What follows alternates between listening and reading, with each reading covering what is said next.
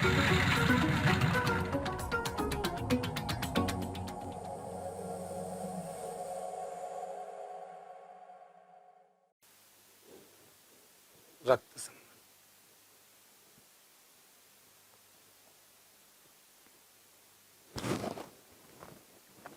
Blood relation वैसे common topics में से एक टॉपिक है, आप सभी जानते हैं रक्त संबंध के बारे में।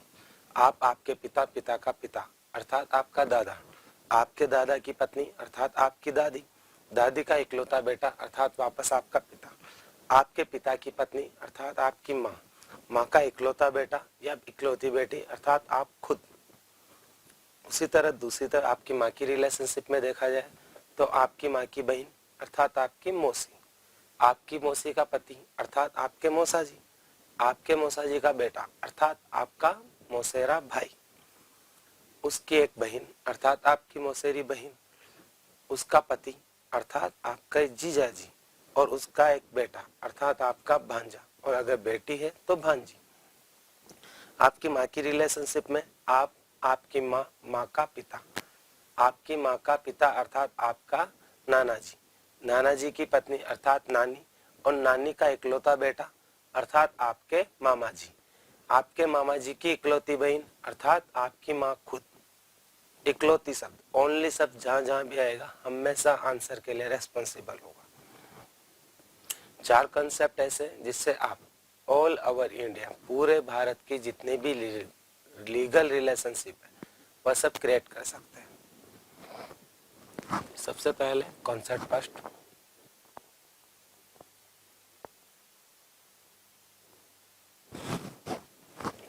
पिता पुत्र या पिता पुत्री या माता पुत्र या माता पुत्री।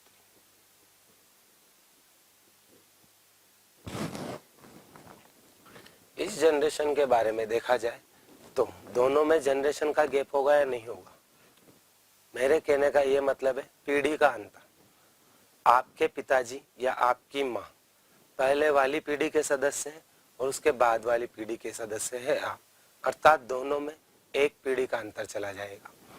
जस्ट एग्जाम्पल, ए बी का पिता है, पिता कौन हुआ, ए बी का पिता है, पिता कौन होगा, ए पहले आएगा, ए की अगली पीढ़ी में कौन चला जाएगा, बी। पीढ़ी का अंतर साफ दिखाई दे रहा है, पहले ए आया और उसके बाद बी आया। दोनों को कनेक्ट करेंगे आप स्ट्रेट लाइन से। कॉन्सेप्ट 2,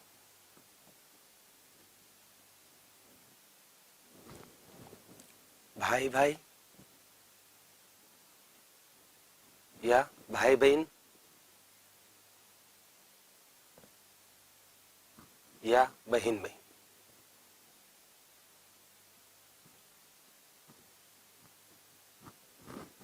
आप और आपके भाई में या आपकी बहन में पीढ़ी का अंतर होगा या नहीं होगा। आप जिस पीढ़ी के सदस्य हैं उसी पीढ़ी के सदस्य आपका भाई और आपकी बहन भी है, अर्थात दोनों में कोई जनरेशन गैप नहीं होगा।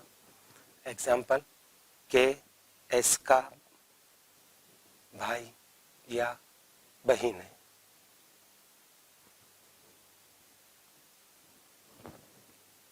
एक होगा के और दूसरा होगा एस, दोनों सेम पीढ़ी में चले जाएंगे और दोनों को कनेक्ट करेंगे आप डॉट डॉट डॉट से। अलग अलग सिंबल से आप लोगों को उसके बारे में जानकारी रहेगी कि ये रिलेशनशिप किसका है। पिता पुत्र या माता पुत्री दोनों में जनरेशन का गैप होगा और एक पहले आएगा उसके बाद दूसरी पीढ़ी में दूसरा चला जाएगा।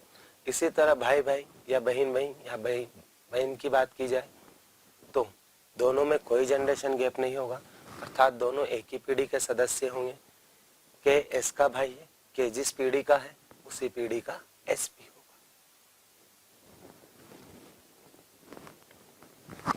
Concept third,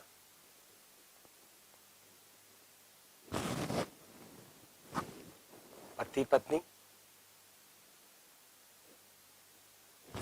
husband wife.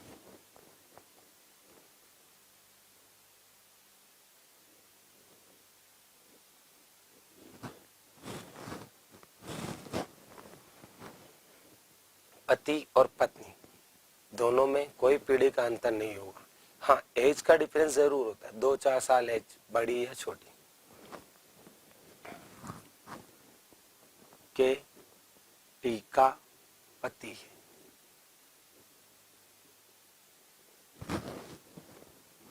दोनों एक ही पीढ़ी में होंगे, एक के होगा और दूसरा टी। दोनों को कनेक्ट करेंगे आप डबल बॉन्ड से। जब भी पति पत्नी का रिलेशनशिप दिखाना हो किन्हीं दो सदस्यों में, दोनों एक ही पीढ़ी में चले जाएंगे और रिलेशनशिप क्रिएट होगी डबल बॉन्डिंग से। कॉन्सेप्ट फॉर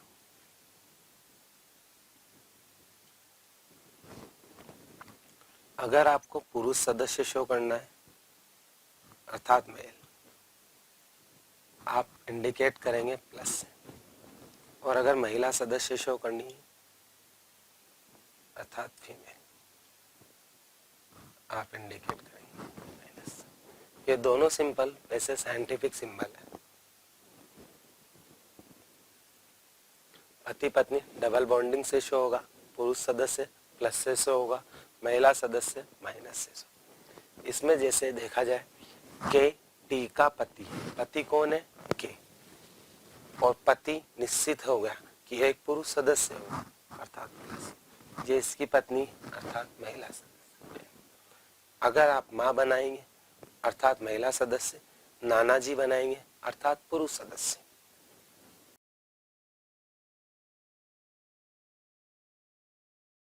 रिलेशन के अगर इस पार्ट से क्वेश्चन आता है अर्थात कोडिंग से रिलेटेड क्वेश्चन है तो कभी सिंगल क्वेश्चन नहीं आएगा, हमेशा 2 या 3 क्वेश्चन साथ में मेंशन होगा, क्योंकि एग्जामिनर को भी पता है कि आपको कितना कम समय प्रोवाइड करवाया जा रहा है। अर्थात एक बार कोडिंग करोगे तो कम से कम 2 या 3 क्वेश्चन आपसे पूछेगा ही पूछेगा, नहीं तो इसके पहले वाले पार्ट से आएगा जो कि सिंपल पार्ट है। नेक्स्ट एग्जाम्पल, निम्नलिखित में से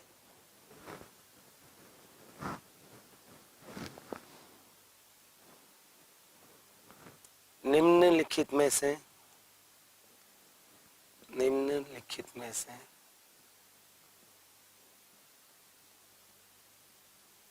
कौन सा समीकरण या इक्वेशन, कौन सा समीकरण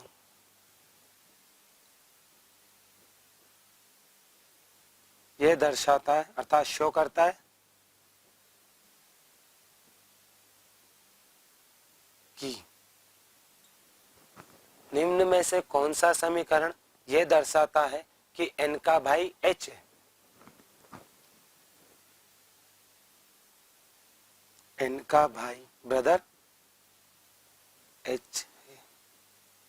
अब एक बात नोटिस करने लायक है, क्या पूछा है आपसे, n का भाई h, n का भाई h अर्थात निश्चित तौर पर h क्या होना चाहिए, पुरुष सदस्य।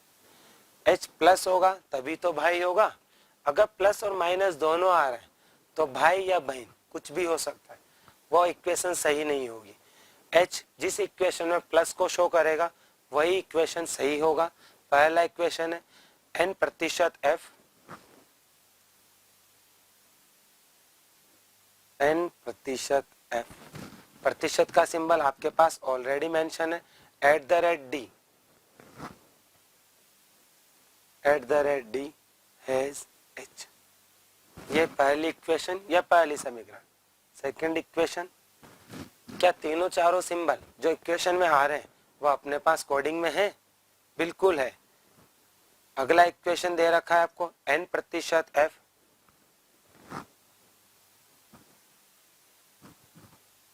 @d, n प्रतिशत f @d प्रतिशत h, प्रतिशत h। थर्ड इक्वेशन है अपने पास n प्रतिशत f @d, कितने सिंबल हो गए d तक, हैज h, $h और हैज r। फोर्थ और लास्ट ऑप्शन आप लोगों के लिए जो प्रोवाइड करवाया गया वो है h has r, h has R, has का अर्थ क्या दिया गया है आपको, ए बी का पिता है, dollar D dollar an, dollar D dollar an, और फिफ्थ ऑप्शन है आपके पास नन।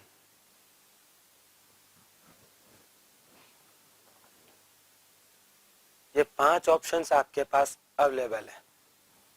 क्लियर? पहली इक्वेशन n प्रतिशत f,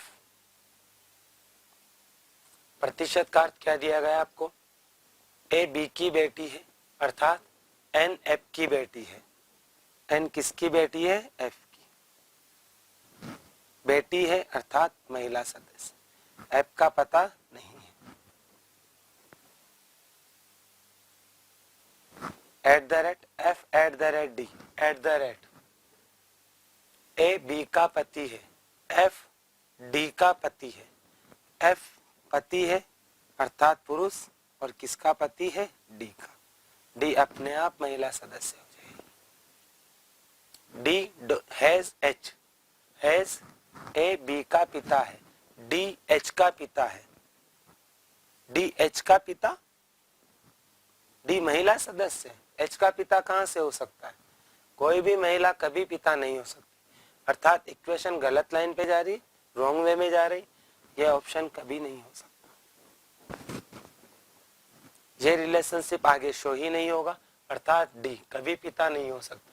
D has H, A B का पिता है, डी एच का पिता है, क्या यह ऐसा संभव है, कभी संभव नहीं, अर्थात फर्स्ट ऑप्शन गलत। सेकंड ऑप्शन पर वर्क करते हैं, n प्रतिशत f, n प्रतिशत f, प्रतिशत a b की बेटी है, a b की बेटी है, n f की बेटी है, n किसकी बेटी है, f की, f प्लस या माइनस, n बेटी अर्थात महिला सदस्य, f at the rate d, at the rate a b का पति है, f d का पति है, f पति है अर्थात पुरुष सदस्य, और पति किसका है, d का, d निश्चित तौर पर महिला सदस्य, d प्रतिशत h, d प्रतिशत a b की बेटी है, d h की बेटी है, d कौन है, h की बेटी, h का पता नहीं, पिता भी हो सकता है और माता भी हो सकती है, जब तक सिंबल सिंगल सिंबल प्रेजेंट नहीं होगा तब तक आप उसे अपनी तरफ से प्लस या माइनस शो नहीं कर सकते, और जब 2 सिंबल प्रेजेंट होते हैं तो आंसर किस में जाता है हमेशा, या तो में। आपको चाहिए h के ऊपर प्लस, कंफर्मेशन चाहिए, क्योंकि h को क्या शो किया गया है, भाई शो किया गया, और जब भाई शो किया गया है तो निश्चित तौर पर h का सिंबल सिंगल सिंबल होना चाहिए, और साथ साथ ये भी जरूरी है कि वो पॉजिटिव सिंबल ही होना चाहिए। क्या इस इक्वेशन में ऐसा आ रहा है, नहीं आ रहा, अर्थात h जब तक कंफर्मेशन नहीं आएगा ये इक्वेशन भी हो गई गलत। थर्ड इक्वेशन, अब एक स्मार्ट वर्क की बात की जाए, प्रतिशत f at the rate d, यहां तक इक्वेशन सेम है या नहीं, कहां तक सेम आ रही है, d तक, अर्थात d तक की रिलेशनशिप को अब आप चेक करने की आवश्यकता ही नहीं है। यह होता है आपका स्मार्ट वर्क, अर्थात समय किसी भी क्वेश्चंस में अगर आप 5, 7, 10 सेकंड भी बचा सकते हैं तो उसे बचा कर चलें। एक क्वेश्चन में मान लीजिए आपने 5 सेकंड भी बचाए, ये क्वेश्चन वापस मुझे चेक करने में 5 सेकंड लगेंगे, नहीं लगेंगे, लगेंगे, और एक क्वेश्चन में 5 सेकंड बचा था, 200 क्वेश्चन में कितने सेकंड बचा सकता हूं मैं, 205, 1000, 1000 डिवाइडेड बाय 60 मिनट में कन्वर्ट हो जाए, लगभग 15 मिनट 16 मिनट के लगभग। Third equation, D dollar H, D dollar, dollar का अर्थ क्या दिया गया, ए बी की माता है, ए बी की माता है, डी एच की माता है, डी एच की माता है, एच का पता नहीं है, माता है, माइनस पहले से ऑलरेडी था, अर्थात इक्वेशन आगे बढ़ रही है। आगे कहा गया has R, has A B का पिता है, ए बी का पिता है, एच आर का पिता है, एच किसका पिता है, आर का। आर का पता नहीं है कि पुत्री होगी या पुत्र। एच पिता है अर्थात निश्चित हो गया एच एक पुरुष सदस्य होगा। क्लियर हुई ये चीज? एच पिता है अर्थात निश्चित हो गया एक पुरुष सदस्य होगा। आप आपके पति की बेटी अर्थात निश्चित तौर पर आपकी खुद की बेटी। आप आपकी बेटी और आपकी पत्नी का बेटा निश्चित तौर पर आपस में भाई बहन। पूछा क्या गया है? एन का भाई एच, एन का भाई एच, एन का भाई एच आ रहा है नहीं आ रहा? एन महिला सदस्य, एच पुरुष सदस्य, एन का भाई एच। एच साफ साफ तौर पर सिंगल सिंबल यूटिलाइज है, मेंशन है और प्लस है अर्थात एच एक पुरुष सदस्य है और एन एक महिला सदस्य। एन एच को क्या बोलेगा? भाई। अर्थात इक्वेशन 3 की कोडिंग सेटिस्फाइड करती इस बात को कि एन का भाई एच है। एक बार ट्री देखिए,